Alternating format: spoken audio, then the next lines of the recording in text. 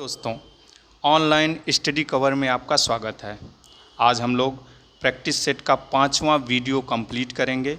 इससे पहले के यदि वीडियो आपने नहीं देखे हैं तो प्लेलिस्ट में जाकर उसे ज़रूर देखिए और चैनल को सब्सक्राइब कर लीजिए। चलिए दोस्तों, शुरू करते हैं। इसको थोड़ा बड़ा कर लेते हैं। पहला क्वेश्चन है, शोर मंदिर भारत के किस राज्य में स्थित है? तो शोर मंदिर भारत के किस राज्य में स्थित है? तो आपका आंसर हो जाएगा तमिलनाडु। तमिलनाडु के यह मंदिर तमिलनाडु के महाबलीपुरम में स्थित है। महाबलीपुरम में स्थित है और यह मंदिर भगवान शिव और भगवान विष्णु को समर्पित है। नेक्स्ट, कंटक शोधन नामक न्यायालय का प्रचलन किस साम्राज्य में था? कंटक शोधन नामक न्यायालय का प्रचलन किस साम्राज्य में था? तो आपका आंसर हो जाएगा मौर्य साम्राज्य में। मौर्य साम्राज्य की स्थापना किसने की थी?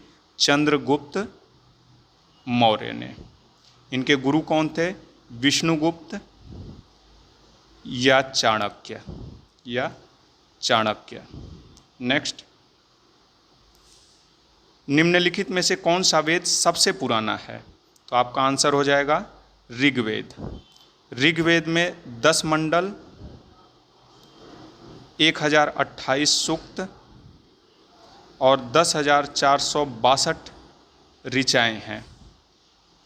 इसमें गाय को अघन्या कहा गया है। इस वेद में गाय को अघन्या कहा गया है। अघन्या मीन्स न मारे जाने योग्य। और इसके तीसरे मंडल में गायत्री मंत्र का उल्लेख है। ऋग्वेद के तीसरे मंडल में गायत्री मंत्र का उल्लेख है। आगे चलते हैं। हड़प्पा सभ्यता में प्रसिद्ध नर्तकी की मूर्ति किस पदार्थ का उपयोग करके बनाई गई थी? तो आपका आंसर हो जाएगा कांसा। कांसा किसका किसका मिश्रण होता है? तो तांबा और टिन का।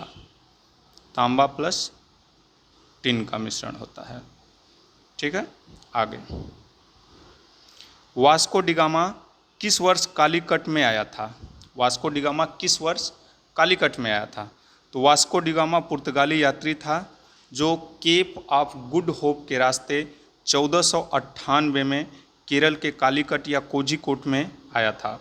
उस समय वहाँ के तात्कालिक राजा जमोरीन ने उसका स्वागत किया था। नेक्स्ट, 1857 के विद्रोह को भारत के प्रथम स्वतंत्रता संग्राम की संज्ञा किसने प्रदान की थी? तो आपका आंसर हो जाएगा बीडी सावरकर ने।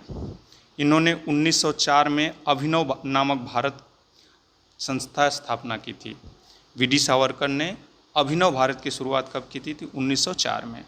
सुभाष चंद्र बोस 1939 में फॉरवर्ड ब्लॉक की स्थापना की थी। ठीक है, आगे। नेक्स्ट क्वेश्चन, निम्नलिखित में किसने लंदन में विलियम हटकर्जन वाइली की हत्या की थी? विलियम हटकर्जन वाइली की हत्या किसने की थी? तो इंडियन नेशनल एसोसिएशन के 1909 के वार्षिकोत्सव में भाग लेने के लिए कर्जन वाइली अपनी पत्नी के साथ वहां गए थे। जैसे ही हॉल में आए तो मदन लाल धींगरा ने उन्हें गोलियों से भून दिया और उनकी मृत्यु हो गई। तो विलियम हटकर्जन वाइली की हत्या किसने की थी? मदन लाल धींगरा ने। नेक्स्ट, ये हत्या कब की थी? तो 1909 में। 1909 में और क्या आया था? तो मार्ले मिंटो सुधार आया था। मार्ले मिंटो सुधार। नेक्स्ट, जलियांवाला बाग नरसंहार के बाद किसने अपनी नाइटहुड की उपाधि लौटा दी थी? तो 13 अप्रैल 1919 को जलियांवाला नरसंहार हुआ। इससे क्षुब्ध होकर रविंद्रनाथ टैगोर ने नाइटहुड प्लस सर की उपाधि वापस कर दी थी। और जमनालाल बजाज ने राय बहादुर की उपाधि वापस कर दी थी। जमनालाल बजाज ने किसकी उपाधि वापस की थी? तो राय बहादुर की उपाधि वापस की थी। आगे चलिए। गांधी इरविन समझौता किस वर्ष हुआ था? तो गांधी इरविन समझौता मार्च 1931 में हुआ था। मार्च 1931 में हुआ था। और इस समझौते के दौरान सरोजिनी नायडू ने गांधी जी और इरविन को दो महात्मा कहा था। किसने कहा था दो महात्मा? सरोजिनी नायडू ने महात्मा गांधी और इरविन को दो महात्मा कहा था गांधी इरविन समझौते के दौरान। आगे चलते हैं। स्वतंत्र भारत के प्रथम गवर्नर जनरल कौन थे? तो स्वतंत्र भारत के प्रथम गवर्नर जनरल लॉर्ड माउंटबेटन थे। यदि स्वतंत्र भारत के प्रथम भारतीय गवर्नर जनरल पूछे तो सिराज गोपालाचारी, और नहीं तो प्रथम गवर्नर जनरल पूछे तो माउंटबेटन। बीबी गिरी भारत के चौथे राष्ट्रपति थे। ये डलहौजी आपको पता ही है, डॉक्ट्रिन ऑफ लैप्स, राज्य हड़प नीति के लिए जाने जाते हैं। रेल का जनक भी कहा जाता है इनको भारत में। नेक्स्ट, निम्नलिखित में से किस देश की सीमा भारत के साथ नहीं लगती? निम्नलिखित में से किस देश की सीमा भारत के साथ नहीं लगती? तो नेपाल के साथ लगती है, म्यांमार के साथ लगती है, बांग्लादेश के साथ तो सबसे ज़्यादा 4096 किलोमीटर लगती है, लेकिन ईरान के साथ नहीं लगती। ये आपका आंसर हो जाएगा। ईरान बहुत दूर है भारत के साथ, काफ़ी दूर है। आगे चलते हैं दोस्तों, 12वां क्वेश्चन। नंदा देवी चोटी किस राज्य में स्थित है? नंदा देवी चोटी किस राज्य में स्थित है? तो आपका आंसर हो जाएगा उत्तराखंड में। नंदा देवी चोटी उत्तराखंड में स्थित है। दोस्तों, यह भारत में पूरी तरह से भारत में स्थित सबसे ऊंची चोटी है। भारत में पूरी तरह से भारत में स्थित यह सबसे ऊंची चोटी भारत की है। अगर भारत की सबसे ऊंची चोटी देखा जाए तो K2 है, लेकिन ये कहाँ है? POK में स्थित है। दूसरे नंबर पे आती है कंचनजंगा। कंचनजंगा है। कंचनजंगा कहाँ पे है? भारत और नेपाल के बॉर्डर पे सिक्किम में स्थित है। लेकिन पूरी तरह से भारत में स्थित कौन सी चोटी है? तो नंदा देवी। सबसे ऊंची चोटी पूरी तरह से भारत में नंदा देवी। इसको आप याद करिए, इसको याद रखिएगा। नेक्स्ट, निम्नलिखित में से कौन सा स्थान तांबे की खान के लिए प्रसिद्ध है? तांबे की खान के लिए खेतड़ी प्रसिद्ध है, राजस्थान। आगे, 2 घंटे के अंतराल के लिए देशांतर दूरी कितने डिग्री के बराबर होती है? 2 घंटे अंतराल के लिए देशांतर दूरी कितने डिग्री के बराबर होती है? तो दोस्तों, 24 घंटे में हमारी पृथ्वी 360 डिग्री घूमती है। 24 घंटे में कितनी डिग्री घूमती है? 360 डिग्री। तो 1 घंटे में कितने घूमेगी? 360/24। 12 दूना के 24, 12 तियाँ 36, 2 15। 1 घंटे में कितना घूमेगी? 15 डिग्री। तो 2 घंटे में पूछ रखा है तो 2 का मल्टीप्लाई कर दो, कितना हो जाएगा? 30 डिग्री। तो आपका आंसर क्या हो जाएगा? 30 डिग्री। ठीक है। नेक्स्ट, विश्व का सबसे बड़ा महाद्वीप कौन सा है? विश्व का सबसे बड़ा महाद्वीप कौन सा है? तो देखिए, महाद्वीपों की संख्या कितनी है? 7। सबसे बड़ा महाद्वीप एशिया है, तो आपका आंसर एशिया हो जाएगा।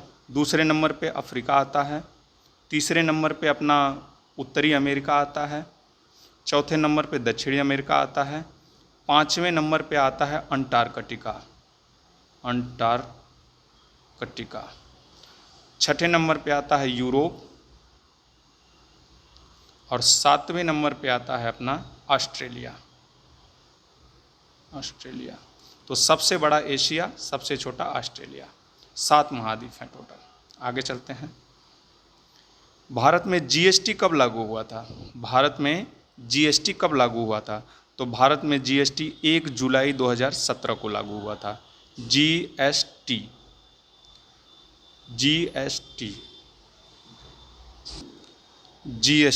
टी को आई कर दीजिए तो इनडायरेक्ट, ये इनडायरेक्ट मतलब अप्रत्यक्ष कर है, इनडायरेक्ट टैक्स है। और जीएसटी बिल पे राष्ट्रपति की मुहर कब लगी थी? तो जीएसटी पे राष्ट्रपति ने 8 सितंबर 2016 को अपनी मुहर लगाए थे। लोकसभा में ये 8 अगस्त 2016 को पारित हुआ था। राज्यसभा से यह पारित हुआ था 3 अगस्त 2016 को। नेक्स्ट, आरबीआई का मुख्यालय कहाँ है? तो आपका आंसर हो जाएगा आरबीआई का मुख्यालय मुंबई में है। 1935 में इसकी स्थापना हुई थी। 1949 में इसका राष्ट्रीयकरण हुआ था। शक्तिकांत दास इसके गवर्नर हैं। ये 25वें नंबर के गवर्नर हैं। आगे,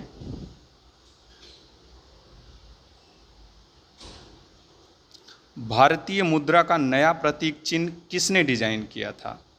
भारतीय मुद्रा का नया प्रतीक चिन्ह किसने डिजाइन किया था? सन 2009 में डी उदय कुमार ने इसका डिज़ाइन किया था और हमने इसको एक्सेप्ट किया था 2010 में, यानी भारतीय गवर्नमेंट ने इसको 2010 में एक्सेप्ट किया था। डी उदय कुमार चेन्नई के रहने वाले हैं और आईआईटी गुवाहाटी में असिस्टेंट प्रोफेसर हैं। ठीक है, आगे चलते हैं। भारत में योजना आयोग का गठन किस वर्ष किया गया? तो भारत में योजना आयोग का गठन किस वर्ष किया गया? तो योजना आयोग का गठन मार्च 1950 में किया गया था। कब किया था? मार्च 1950 में। और अगस्त 2014 को इसे समाप्त कर दिया गया। इसके स्थान पे जनवरी 2015 में नीति आयोग आ गया था। नीति आयोग आया। इसके अध्यक्ष प्रधानमंत्री होते थे। नेक्स्ट, प्रधानमंत्री मुद्रा योजना कितने लाख रुपए तक का मुद्रा ऋण प्रदान करता है? तो आपका आंसर हो जाएगा 10 लाख तक का। नेक्स्ट, भारत में किस राज्य का लोकसभा व राज्यसभा का प्रतिनिधित्व सर्वाधिक है? तो आपका आंसर हो जाएगा उत्तर प्रदेश। इसमें लोकसभा 80 और 31। और मध्य प्रदेश में लोकसभा की कितनी सीटें हैं? मध्य प्रदेश में 29 और 11। आंध्र प्रदेश में कितनी हैं? तो आंध्र प्रदेश में है 25 और 11। ये है लोकसभा, यह है राज्यसभा। और महाराष्ट्र में कितना है? 48 और 19। 48 और 19। ठीक है, आगे चलता है। राष्ट्रपति 5 वर्ष तक अपने पद पर रहता है। तो आपका आंसर हो जाएगा अपने पद ग्रहण करने के दिन से। नेक्स्ट हो जाएगा, भारत में कार्यपालिका से न्यायपालिका का पृथक्करण किससे व्यादेशित है? किससे व्यादेशित है? तो राज्य के नीति निर्देशक तत्व से। राज्य के नीति निर्देशक तत्व का उल्लेख अनुच्छेद 36 से लेकर 51 तक है। कार्यपालिका से न्यायपालिका का पृथक्करण कल वाले वीडियो में मैंने बताया था, इसका उल्लेख अनुच्छेद 50 में है। अनुच्छेद 50 में है। नेक्स्ट, वे विषय जिन पर केंद्र व राज्य सरकारें दोनों कानून बना सकती है उल्लिखित हैं समवर्ती सूची में। और संघ सूची, समवर्ती सूची, राज्य सूची का उल्लेख कौन सी अनुसूची में है? तो ये 7वीं अनुसूची में है। ठीक है, आगे चलते हैं। लोकसभा में कम से कम कितने सत्र बुलाए जा सकते हैं? तो अनुच्छेद 80(1) के तहत लोकसभा में वर्ष में कम से कम 2 बार सत्र बुलाए जा सकते हैं। आपका आंसर हो जाए नेक्स्ट, समतल दर्पण द्वारा बनने वाला प्रतिबिंब सदैव सीधा होता है। निकट दृष्टि दोष से पीड़ित व्यक्ति की दृष्टि सही करने के लिए किस प्रकार के लेंस का प्रयोग किया जाता है? तो निकट दृष्टि दोष दूर करने के लिए अवतल लेंस का प्रयोग किया जाता है और दूर दृष्टि दोष दूर करने के लिए उत्तल लेंस का प्रयोग किया जाता है। ठीक है, आगे, तरल अवस्था में पाई जाने वाली वस्तु कौन सी है? तो पारा। ठीक है, 29, किसकी कमी से रिकेट्स का रोग होता है? किसकी कमी से रिकेट्स का रोग होता है? तो आपका आंसर हो जाएगा विटामिन डी। इसका रासायनिक नाम है कैल्सीफेरॉल। कैल्सीफेरॉल। विटामिन बी का नाम है, रासायनिक नाम थायमीन। विटामिन ए का रेटिनॉल। अब विटामिन सी का विटामिन सी का क्या नाम है? Ascorbic acid. Ascorbic acid. Next, चिकित्सा विज्ञान की वह शाखा जो गुर्दे से संबंधित है, गुर्दे से संबंधित कौन सी है? नेफ्रोलॉजी। ठीक है, आगे चलते हैं 36 नंबर क्वेश्चन में। प्रत्यक्ष शब्द का विलोम क्या होता है? तो प्रत्यक्ष शब्द का विलोम होता है परोक्ष या अप्रत्यक्ष। अप्रत्यक्ष। ठीक है, आगे चलते हैं।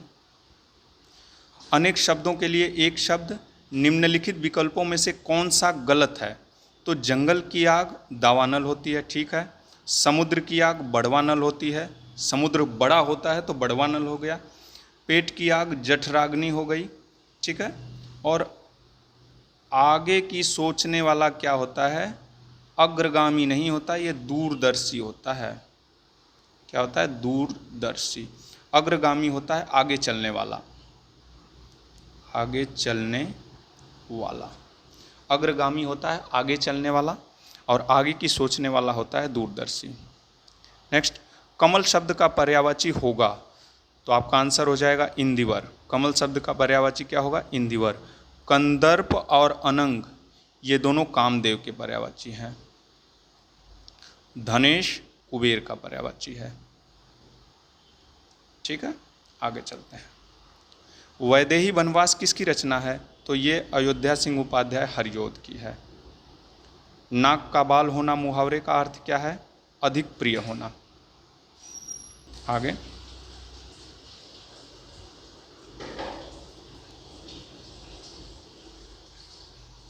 जून 2022 में 8वें अंतर्राष्ट्रीय योग दिवस के अवसर पर प्रधानमंत्री नरेंद्र मोदी जी ने कहां पर सामूहिक योगाभ्यास का नेतृत्व किया?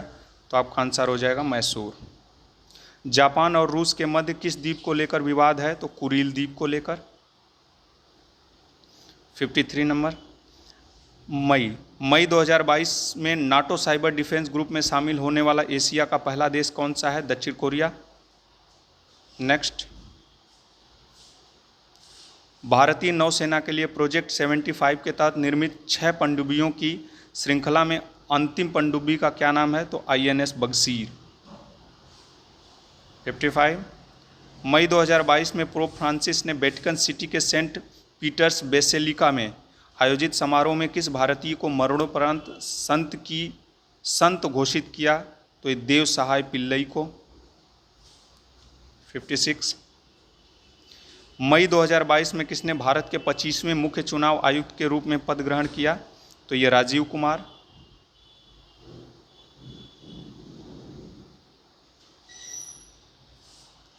मार्च 2022 में भारतीय नौसेना के किस जहाज को प्रेसिडेंस कलर से सम्मानित किया गया? तो INS बलसुअरा को। नेक्स्ट, जुलाई 2022 में कौन राज्य प्राइमरी एजुकेशन में नई राष्ट्रीय शिक्षा नीति को लागू करने वाला देश का पहला राज्य बन गया है? तो आपका आंसर हो जाएगा उत्तराखंड।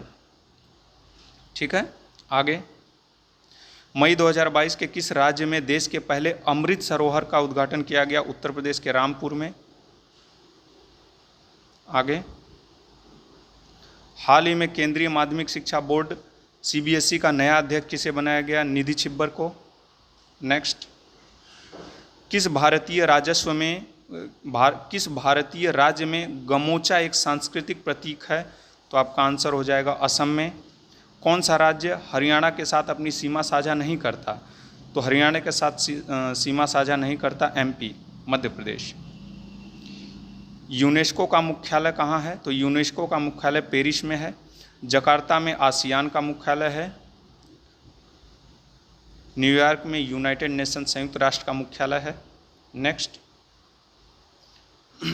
निम्नलिखित में से किस विषय पर नोबेल पुरस्कार नहीं दिया जाता? तो नोबेल पुरस्कार मैथ्स के क्षेत्र में नहीं दिया जाता। 1901 में इसकी शुरुआत हुई थी।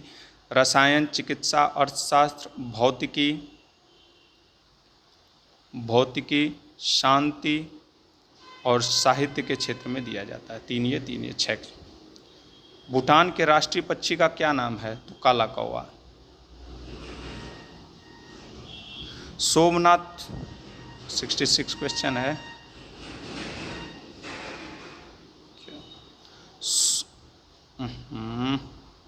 सोमनाथ मंदिर किस राज्य के तट पर स्थित है? सोमनाथ मंदिर किस राज्य के तट पर स्थित है? तो आपका आंसर हो जाएगा गुजरात।